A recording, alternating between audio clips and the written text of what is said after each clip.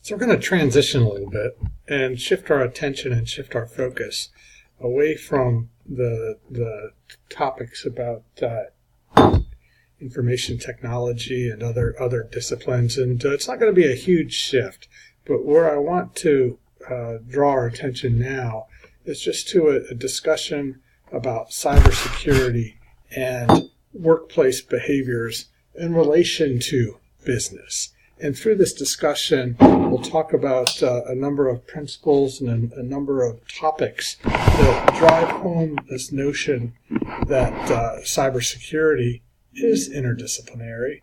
There are concerns that rise both for information technology experts as well as for business leaders, but also for, as we'll see, for other disciplines as well.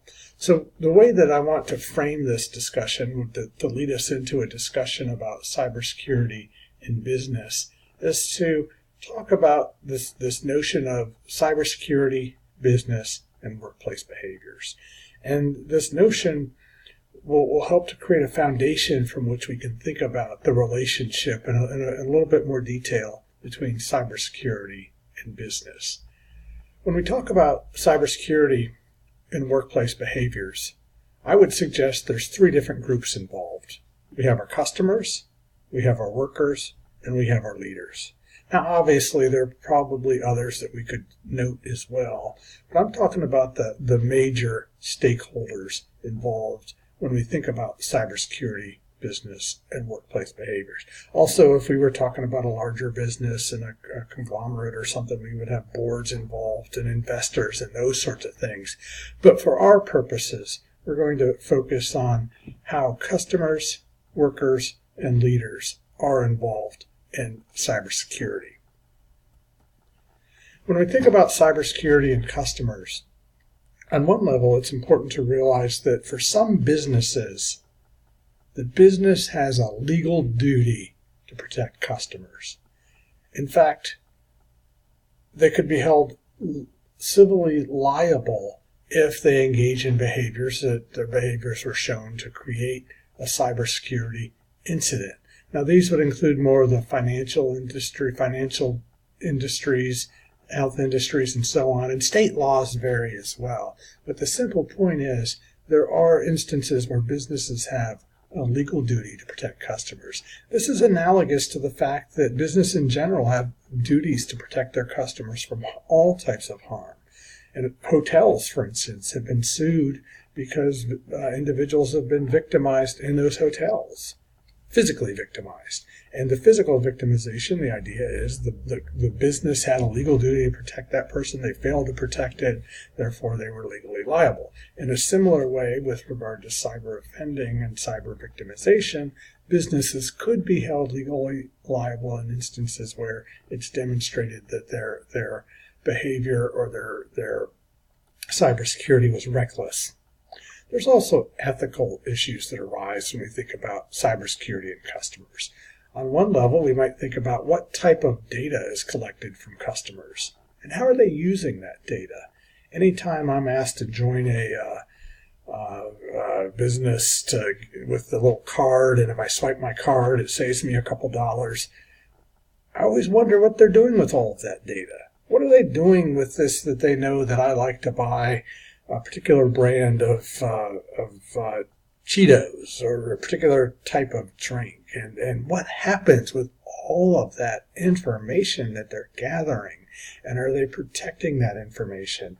If I go buy my coffee and I swipe my coffee card and they're keeping track at the convenience store how many Slurpees I'm buying my kids, there's so much information that businesses are gathering from customers that we need to question the value of that data and question whether all is being done that needs to be done to protect that data. Now, when you sign up for these agreements with businesses, there's that disclosure that we're supposed to read and click yes, that we agree to whatever they're asking us to agree to. I probably shouldn't admit it, but I don't typically read those things before clicking yes. I just agree to it. And most people are probably like me. There's also the notions related to the ethical issues that come up that we would ask the question about whether the use of that data and the way that they're using it, not just storing it, whether those uses are appropriate. For instance, if someone has data on me that I like a certain brand, and then I happen to walk into a mall that sells that brand, could they use that data to communicate that I should receive a message that this particular brand is available in the mall? Some would say it's okay. Others would say if you're not protecting the data, there's these cybersecurity issues that come up. Now, another issue for customers that arises, we would note that businesses have a legal duty to notify customers of breaches in instances in particular with health data. And other states would have laws that prescribe a legal duty to notify about breaches. And you may have received a letter at some point that was a notification that your data had been breached. And we'll show those letters a little bit later. But the point here is that businesses are expected legally, again, certain types of businesses, not all, to make sure that customers know that they have experienced a breach of the data. And then when we talk about customers and cybersecurity, protecting data makes good business sense. Customers want and expect their data to be protected. Later, when we talk about why businesses don't report victimization, when we talk about criminal justice, we'll drive home the point that it's embarrassing. It's embarrassing for businesses to admit that their companies had not protected the data of the customers. And so that keeps businesses from sharing the information when they don't legally have to do it. But if they can demonstrate that they're actually protecting their data and that cybersecurity protection is going to just make the business look better. As an analogy, imagine a business that isn't physically safe. Are you going to go to that business that you know gets robbed every other Tuesday? Probably not, because you wouldn't feel safe. Well, with our data, if we know that they can protect our data, we're going to be more likely to be customers there. The FCC has explained and elaborated on things that can be done to for small businesses in particular to serve their customers when we think about cybersecurity and small businesses. And these things are fairly obvious, but they're worth at least noting and mentioning a little bit. We would encourage businesses to train their employees about cybersecurity, to make sure that employees know what's occurring. I've heard of businesses, large and small, that beyond the training, they actually do these practice emails to see if employees will respond to a phishing effort. And they don't want the employees to, but if they find out they do, then that becomes a part of the training that you shouldn't engage in these types of phishing incidents. They also are encouraged by the FCC, businesses are, to protect information computers and networks from attacks, and that protection could come in a number of different forms. And that's, I think, an obvious type of suggestion. No one's going to say, don't protect your information or computers or networks. But with people creating businesses, that cybersecurity may not be the first type of thing that comes to mind, but it needs to come to mind at some point. They also provide security, firewall security for any internet access. They also suggest that small businesses should create a mobile device action plan and what would be done when an incident occurs. And we'll talk about what one of those plans might look like in a little bit. But for now, it is recommended to plan for this, to plan for the worst. If it doesn't happen, great. If it does happen, you're ready to implement that plan. It's also recommended that businesses make back copies of important business data and information, and this backup copies obviously need to be stored and secured as well, so that those are safe from intrusions.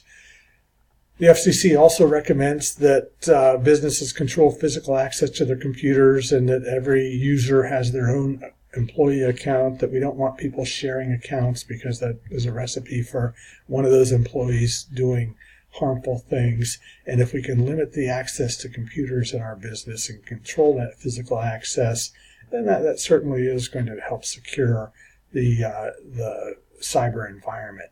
Think about the time you go to any business. They don't just let you access physically their computers. They have even in hotels strategies that would limit people's access to those computers so they can protect their cyber environment. It's also suggested that efforts are underway to secure Wi-Fi networks and to limit the ability of offenders to access these Wi-Fi networks.